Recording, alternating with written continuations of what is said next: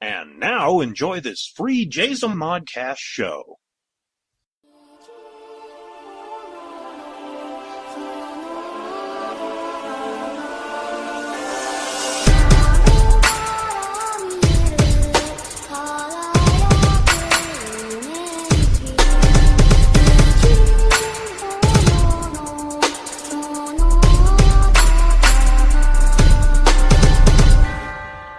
Welcome to My Public Life as an American Nerd.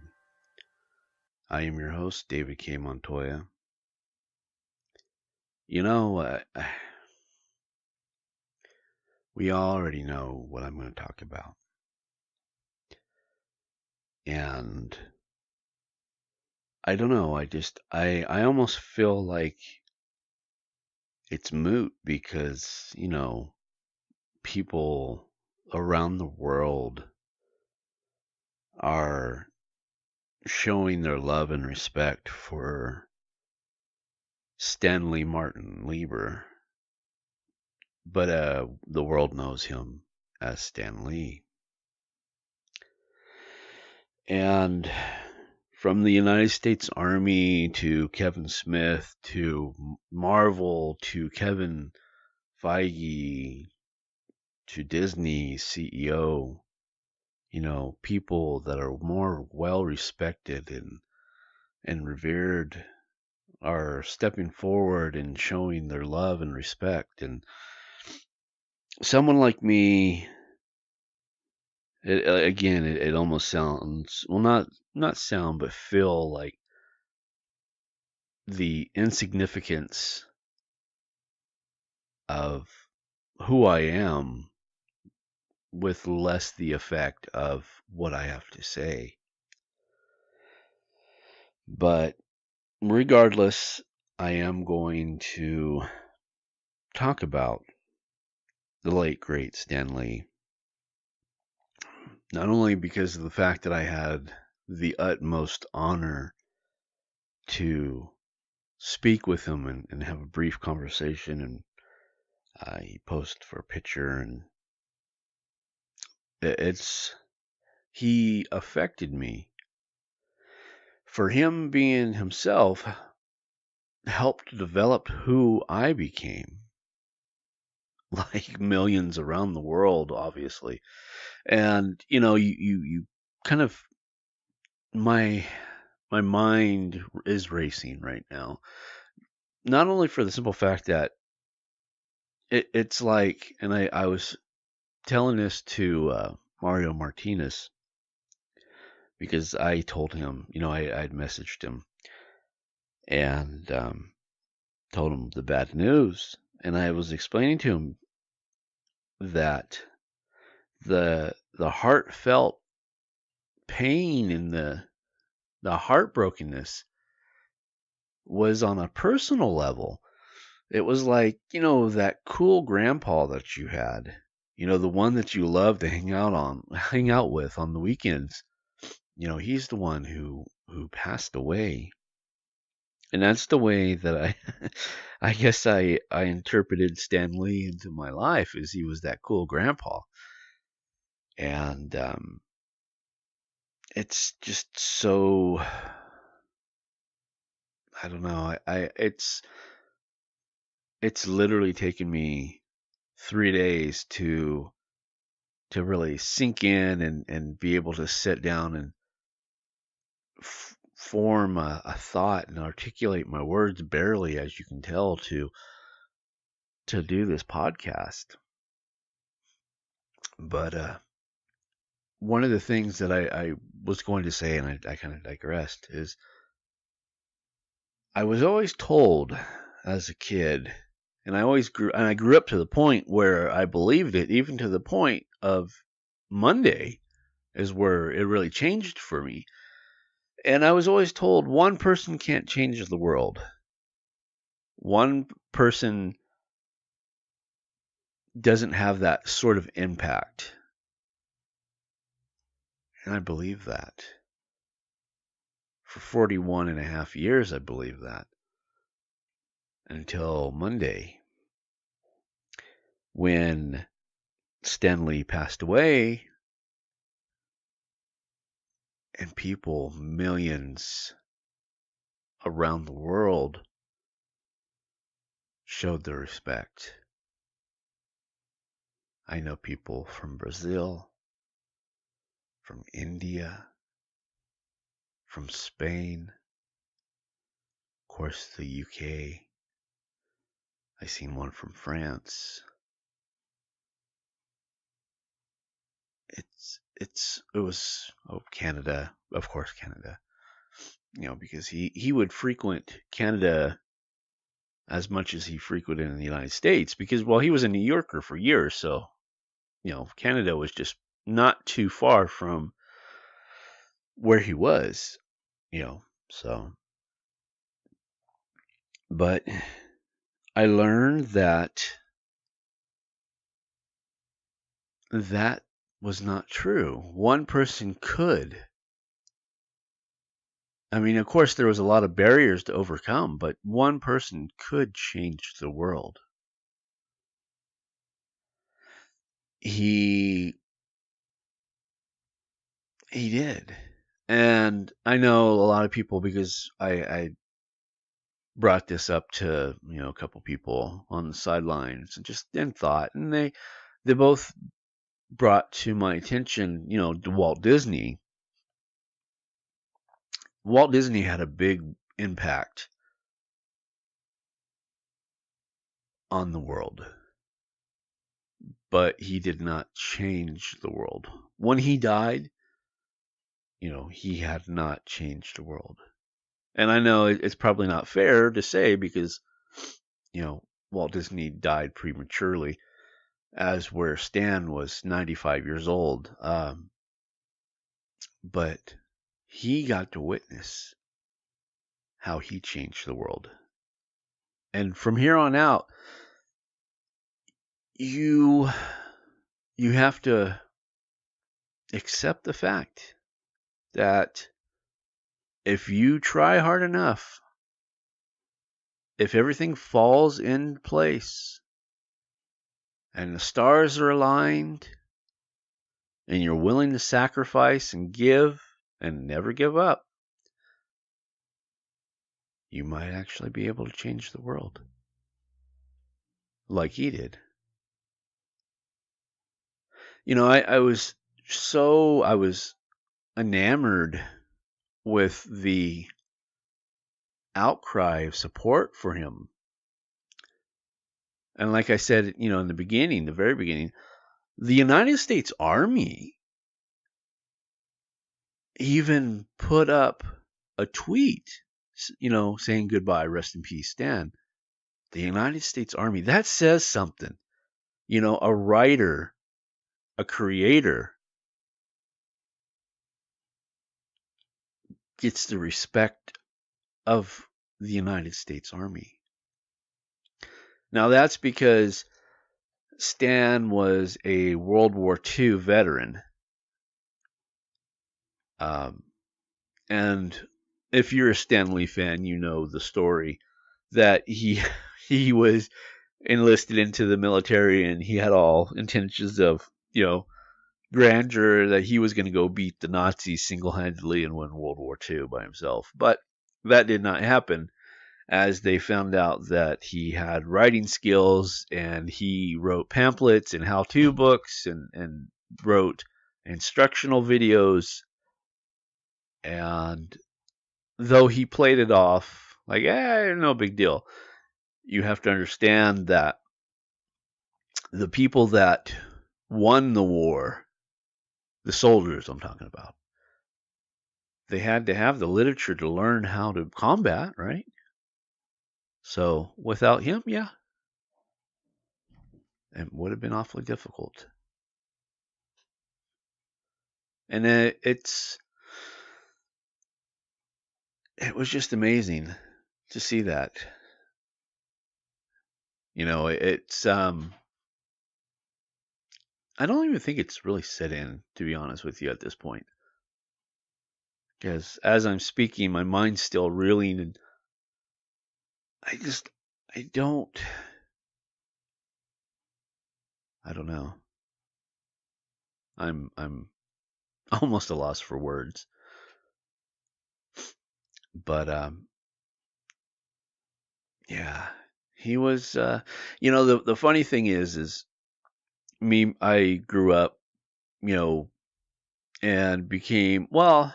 I was a little kid when I first fell into Marvel Comics, and of course he created the X-Men. So that's my tie to Stan Lee, is because I'm a big X-Men fan. And as I got older, I got my hands on some, reprints and read his old stuff. And like right now, I have all his X-Men work on Comixology. So I've read all his work. And I've read his stuff and I read other people's stuff in that time era.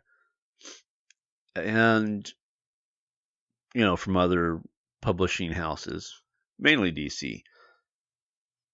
And it's interesting because up until that point, there was no real character depth.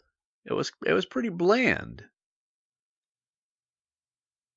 And Stan is the one that, of course, came in and changed that. Gave comic books drama. And to be fair, Stan did, prior to the Fantastic Four #1, he wrote in traditional comic book format, and it was kind of bland. It really was. But that was the industry back then. And as a creator, I have to say thank you for Stan taking that chance, because without Stan taking that chance on Fantastic Four, I don't know where the medium would be.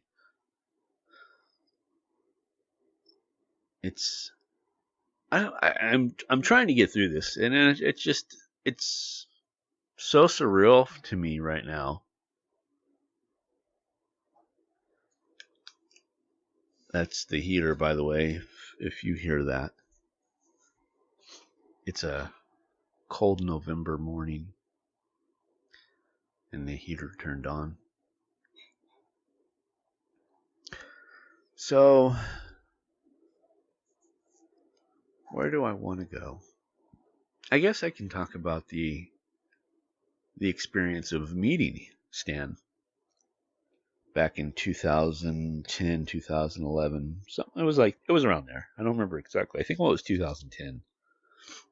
My sister Rebecca and I went to the Los Angeles Comic Con,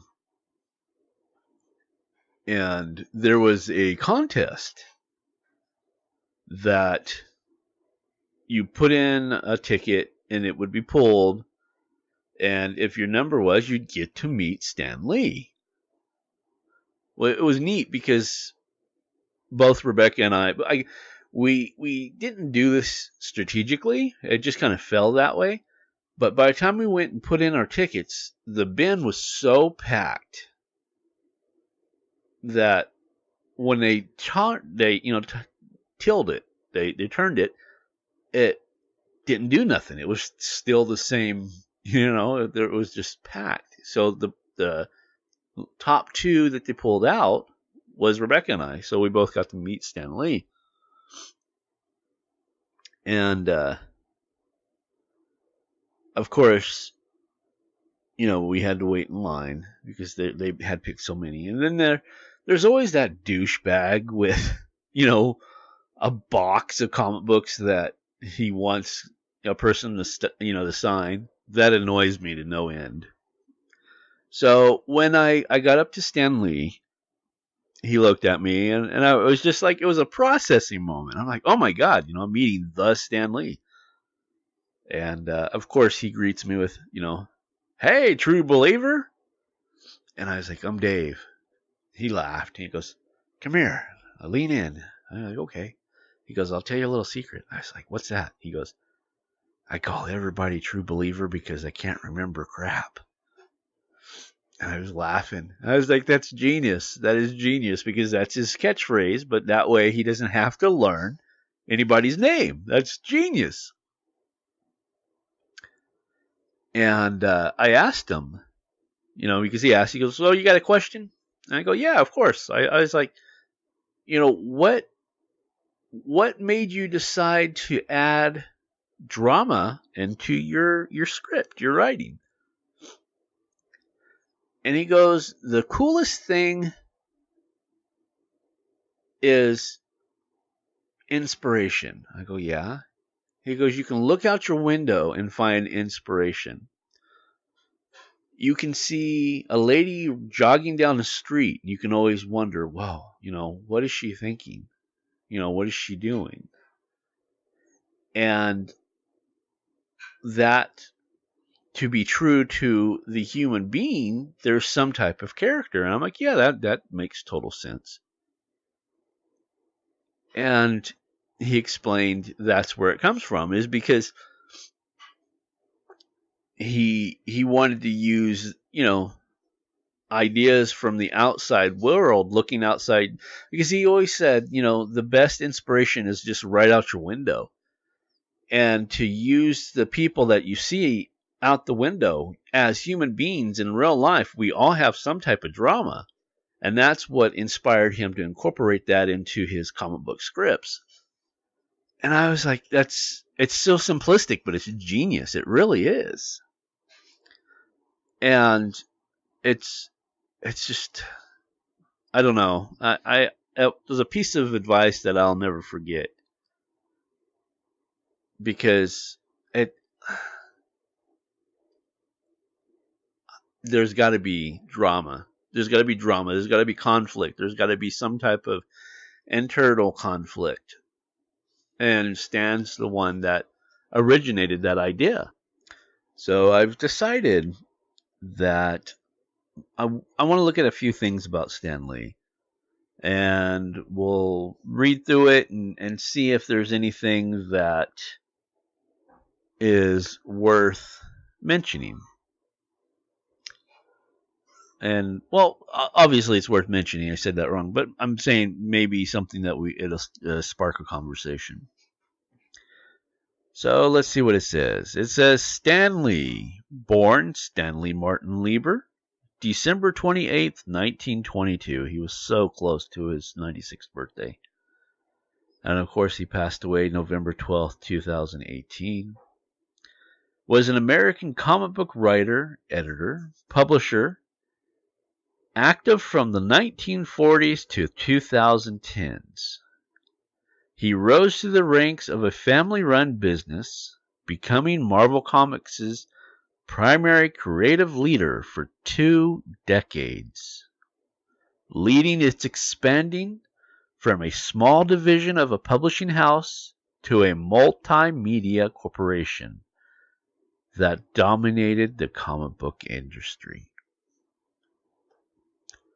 In collaboration with others at Marvel, particularly co-writers and artists Jack Kirby and Steve Ditko, he co-created numerous popular fictional characters including superheroes, Spider-Man, the X-Men, Iron Man, Thor, the Hulk, the Fantastic Four, Black Panther, Daredevil, Doctor Strange, and Ant-Man.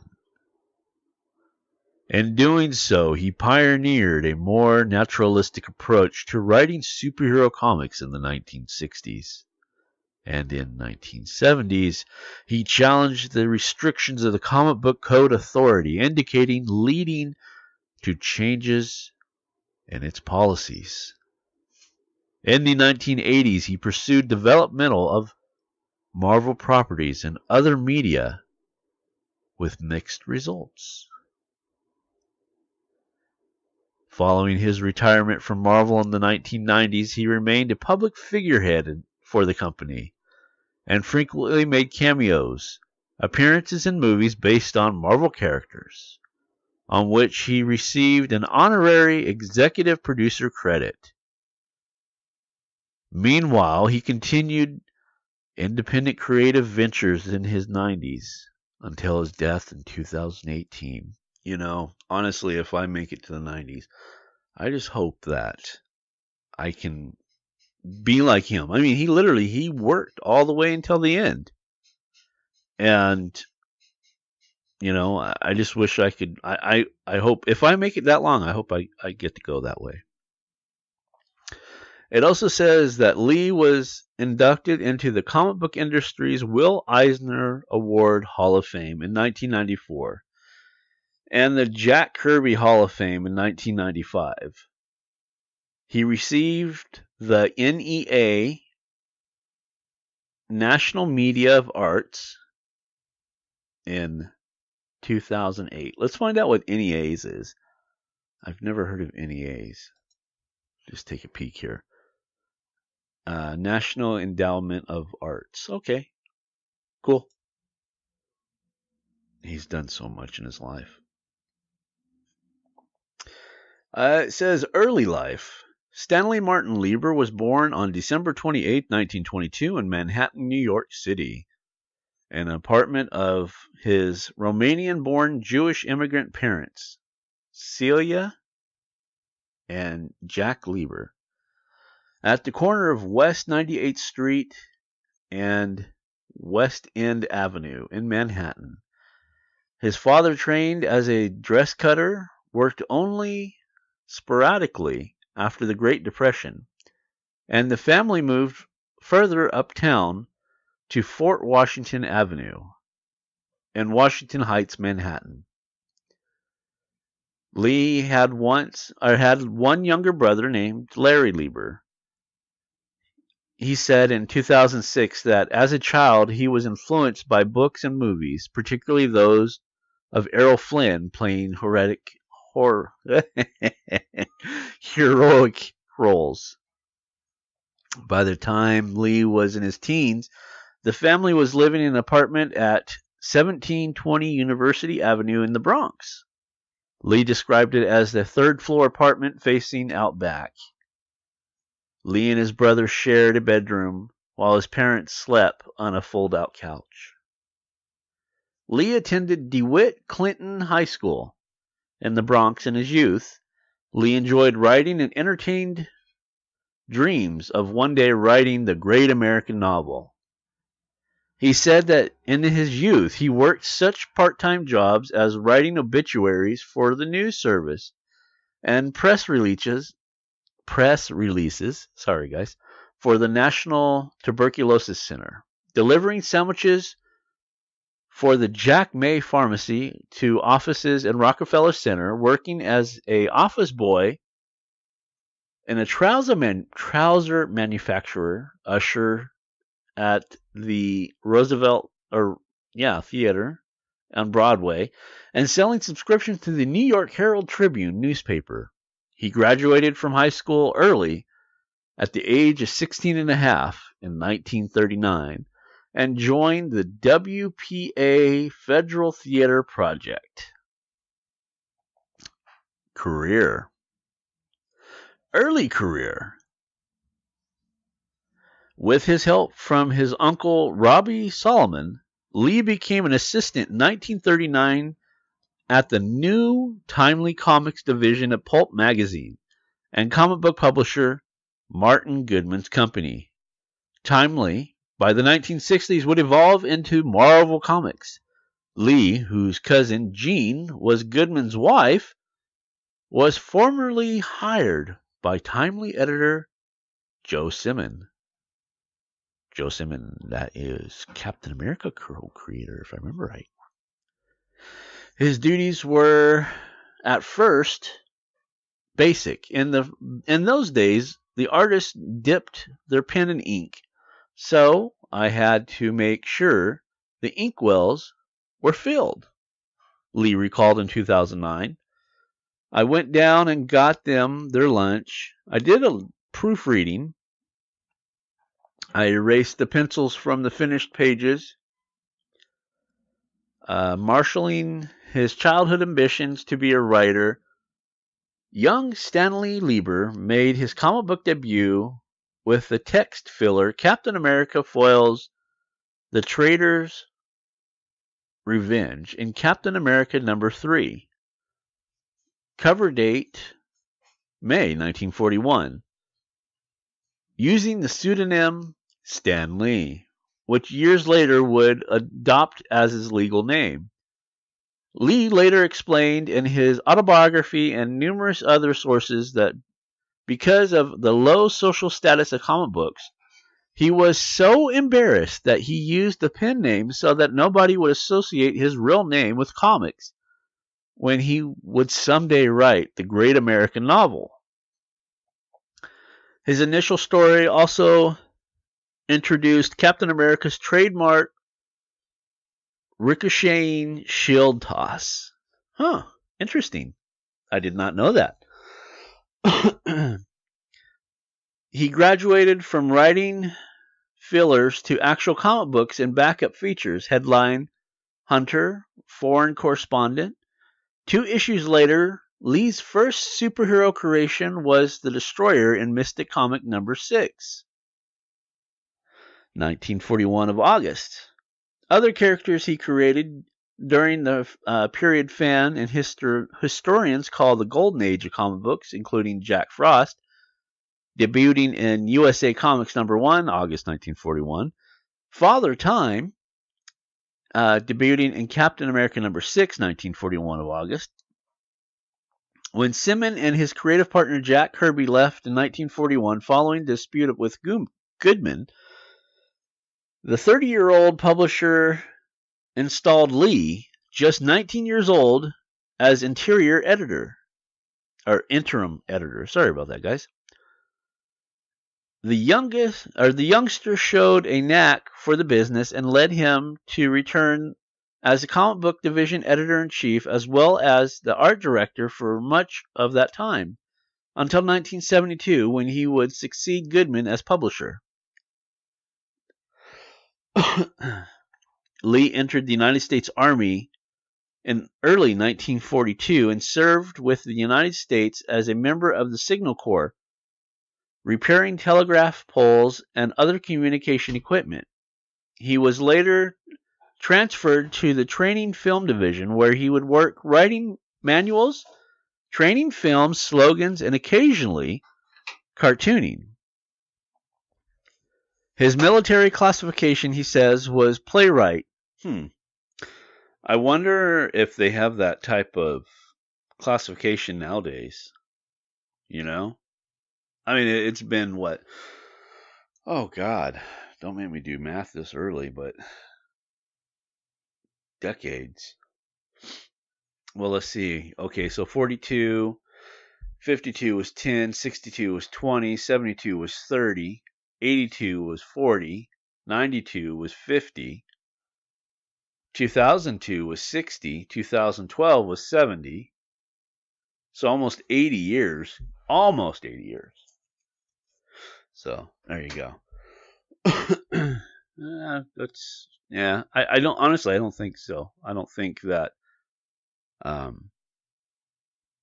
they have playwright as a classification. He goes on, it says, he adds that only 9 men in the United States Army were given that title.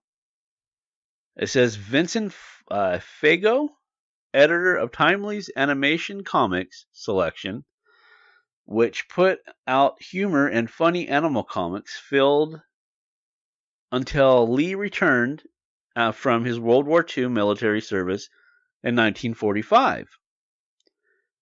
Lee was inducted into the Signal Corps Regimental Association and was given honorary membership to the 2nd Battalion of 3rd Infantry Regiment out of Joint Base Lewis at 2017 Emerald City Comic Con for his prior service. Oh, that's cool. All right, let's see. What else does it say here? In the mid-1950s, by which time the company was now generally known as Atlas Comics, Lee wrote stories in a variety of genres, including romance, western, humor, science fiction, medieval, adventure, horror, and suspense. In the 1950s, Lee teamed up with comic book colleague Dan DiCarlo to produce a syndicated newspaper strip, My Friend Irma, based on a radio comedy starring Marie Wilson. By the end of the decade, Lee became dissatisfied with his career and considered quitting the field. Yeah, we all know this story, huh? This is really where he makes his name for himself. As it reads, Marvel Revolution. In the late 1950s, DC comic editor Julius Schwartz revived the superhero archetype and experienced a significant success with its updated version of The Flash. And later, the super team, the Justice League of America. In response, publisher Martin Goodman assigned Lee to come up with a new superhero team. Lee's wife suggested that he experimented with stories he preferred, since he was planning on changing careers and had nothing to lose. Lee acted on that advice, giving his superheroes a flawed humanity, and changed from the ideal archetype that were typically written for preteens. Before this, most superheroes were idealistically perfect people with no serious lasting problems. Lee introduced complex, naturalistic characters who could have bad tempers, fits of melancholy, and vanity. They bickered among themselves, worried about paying their bills and impressing girlfriends, got bored, or were even sometimes physically ill. The first superhero Lee and Jack Kirby created together were the Fantastic Four. Based on a previous Kirby superhero team, Challengers of the Unknown, published by DC Comics. The team's immediate popularity led Lee and Marvel's illustrators to produce a cavalcade of new titles. Again, working with Kirby, Lee co-created the Hulk, Thor, Iron Man, and even the X-Men. With Bill Everett, Daredevil, and Steve Ditko, Doctor Strange, and Marvel's most successful character, Spider-Man, all whom lived in a thoroughly shared universe. Lee and Kirby gathered several of their newly created characters together and formed a team, the Avengers, and would revive characters from the 1940s, such as the Submariner and Captain America. It says, comic historian Peter Sanders wrote in the 1960s. Okay, let's see what it says. DC was equivalent to the big Hollywood studios. After the brilliance of DC's reinvention of the superhero in the late 1950s and early 60s, it had run into a creative drought by the decade's end. There was a new audience for comics now, and it wasn't just little kids that traditionally had read comic books. The Marvel of the 1960s was in its own way the counterpart of the French New Wave. Marvel was pioneering new methods of comic storytelling and characterization, addressing more serious themes, and in the process keeping and attracting readers in their teens and beyond. Moreover, among the new generation of readers were people who wanted to write and draw comics themselves, within the new style that Marvel had pioneered, and pushed their creative envelope even further. Lee's revolution extended beyond the characters and storylines to the way in which the comic books engaged the readership, and built a sense of commonality between fans and creators. He introduced the practice of regularly introducing a credit panel on the splash page of each story, naming not just the writer and the penciler, but also the inker and the letterer. Regular news about Marvel staff members and upcoming storylines was presented in the bullpen bulletin page, which, like the letter columns that appeared in each title, was written in a friendly, chatty style. Lee remarked that his goal was for fans to think that the comic creators as friends and considered it as mark of his success on the front of that. At the time, the letters to each other comic publisher were typically addressed Dear Editor. Letters to Marvel addressed the creators by first name, Dear Stan and Jack. By 1967, the brand was well enough established in the popular culture that a March 3rd WBA radio program with Lee and Kirby as guests were titled, Will Success Spoil Spider-Man? Throughout the 1960s, Lee scripted, art directed, and edited most of Marvel's series, moderated the letter pages, wrote a monthly column called Stan's Soapbox, and wrote endless promotional copy, often signed off with his trademark motto, Excelsior, which was also the New York State motto. To maintain his workload and meet deadlines, he used a system that was used previously by various comic book studios, but due to Lee's success with it, became known as the Marvel Method. Typically, Lee would brainstorm a story with the artist and then prepare a brief synopsis rather than a full script. Based on the synopsis, the artist would fill the allotted number of pages by, let's see, I lost my place where I was reading, drawing the panel-to-panel storytelling.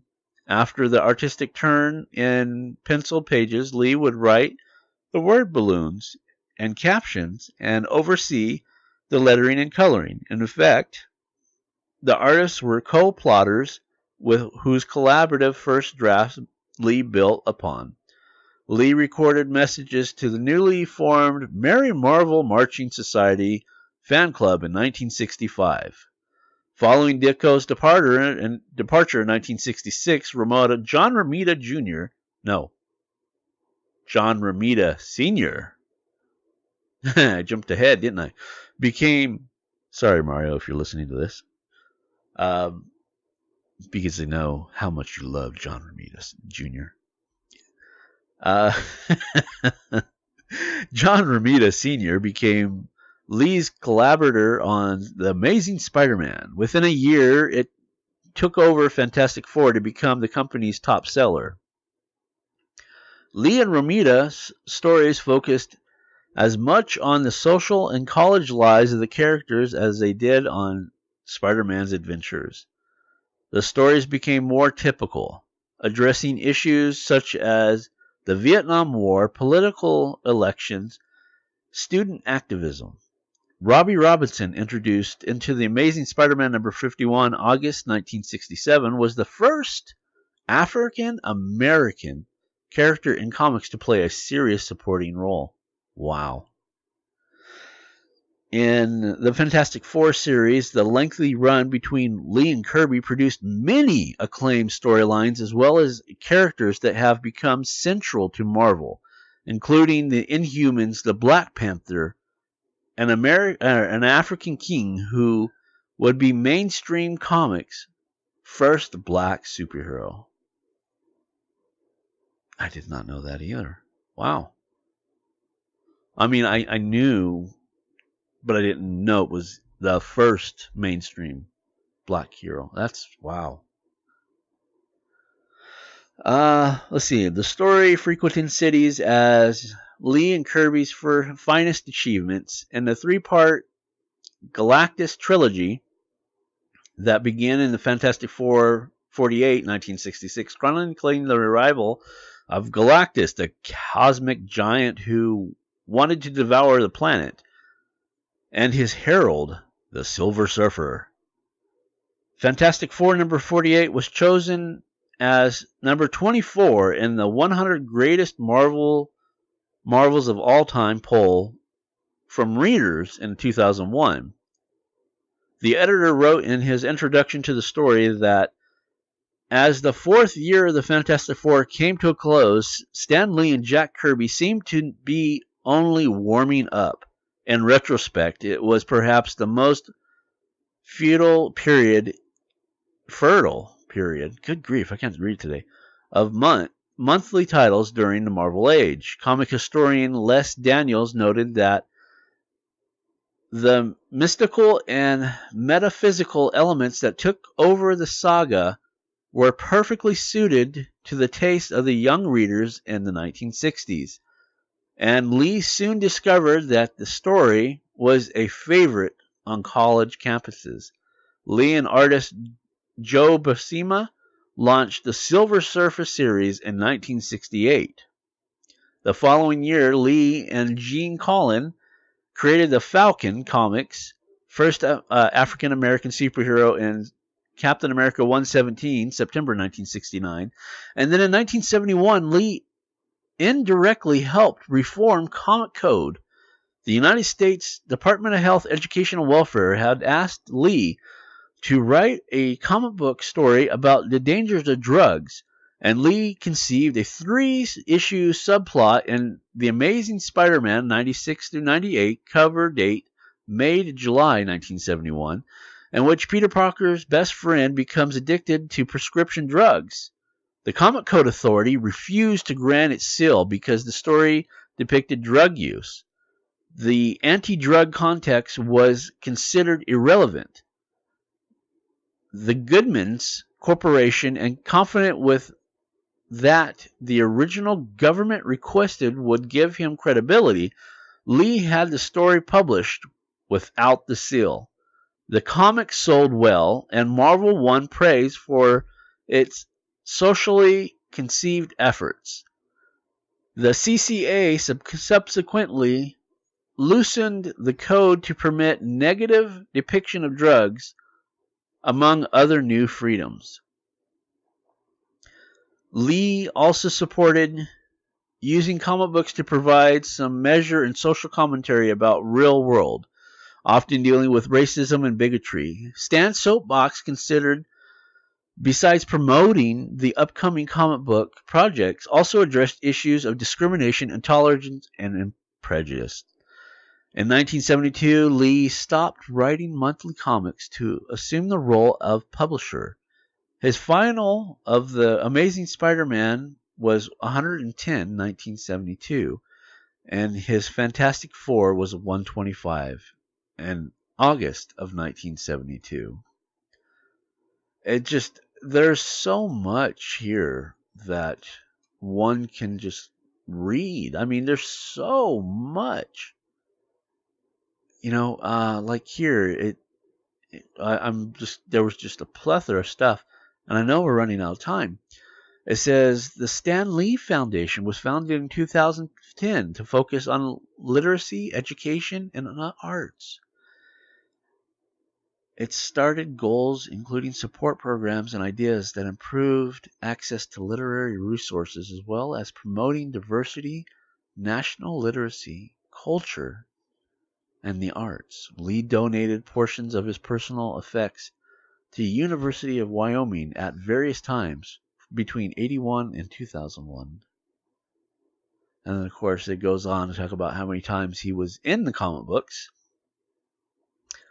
And then, of course, his plethora of cameos. And it goes in and just enough to, I'll just read this real fast. Lee was created an executive producer for most of the Marvel films and television projects beginning in the 1990s, direct-to-video Captain America film. Lee had cameo appearances in many Marvel films and TV projects, including those of the Marvel Cinematic Universe. A few of those appearances are self-aware and sometimes reference Lee's involvement in the creation of certain characters. He had completed the film footage for his cameo in the upcoming Avenger 4 prior to his death. And then, of course, it goes into his personal life. And then let's cover a few of his accolades. Let's see what we can do before, I'm trying to make sure I don't run out of time here. 1974, he was awarded the Inkpot Award. 1994, the Will Eisner Award, Hall of Fame. 1995 was the Jack Kirby Hall of Fame. 2002, the Saturn Award, Lifetime Career Award. 2008, the National Medal of Arts. 2009 was the Hugo Award for Best Dramatic Presentation, Iron Man. 2009 was the Scream Award for Comic-Con Icon Award. In 2011, he received his Hollywood Walk of Fame. In 2012, the Visual Effects Society Awards, a Lifetime Achievement. Also in 2012, Producer Guild of America, the Vanguard Award. And then his final noticeable award was in 2017, the National Academy of Video Game Trade and Reviewers, Performance in a Comedy and Supporting. And it also goes down to say, the County of Los Angeles and the City of Long Beach declared October 2nd, 2009, Stan Lee Day. On July 14th, 2017, hold on, I'm just making a little note here. On July 14th, 2017, Lee and Jack Kirby were named Disney Legends for their creation on numerous characters that later comprised Disney's Marvel Cinematic Universe. And finally, July 18, 2017, as a part of D23 Disney Legends event, a ceremony was held at the TLC Chinese Theater. I was there this year. On Hollywood Boulevard, where Stan Lee imprinted his hands, feet, and signature in the cement. I did not see that. Wow. Next time I'm down there, I'll have to look. I did not see Stan Lee's. And then books. Let's see. Stan Lee. It says 2002 Excelsior, The Amazing Life of Stan Lee. And then in 1997, Stan published The Origins of Marvel Comics, Marvel Entertainment Group.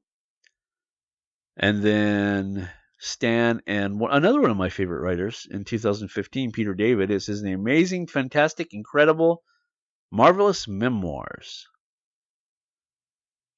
And then, of course, comic book. Let's see. Comic book. Lee's comic work includes DC Comics. Oh, okay. Let's see if I can go through this. DC Comic presents Superman, Detective Comics 600.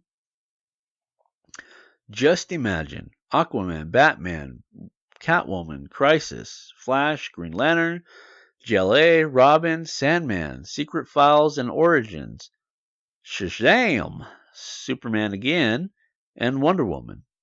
Marvel Comics, Amazing Spider-Man, Amazing Spider-Man Strip, Avengers, Captain America, Daredevil, Epic Illustrated, Fantastic Four, Incredible Hulk, Journey into Mystery, The Mighty Thor, Kiss Nation, Nightcat, Ravage 2099, Savage She-Hulk, Savage Tales, Sergeant Fury and the Howling Commandos, Silver Surfer, Solar Man, Spectacular Spider-Man, Strange Tales, Shield, Tales to Astonish, Tales to Suspense, Web of Spider-Man, What If, The X-Men. All right, and then it says Hero Man, How to Draw Comics the Marvel Way, and Karakuri, Duki Otomo. which is manga's original concept. All right, kids, let's see. It just says a whole bunch of notes. It's just really great stuff. All right, I want to thank everybody for coming in and letting me ramble on for this long. The world's just not going to be the same without Stan Lee. And Godspeed. We're going to all miss you. So for this episode of My Public Life and as an American Nerd, I am David K. Montoya.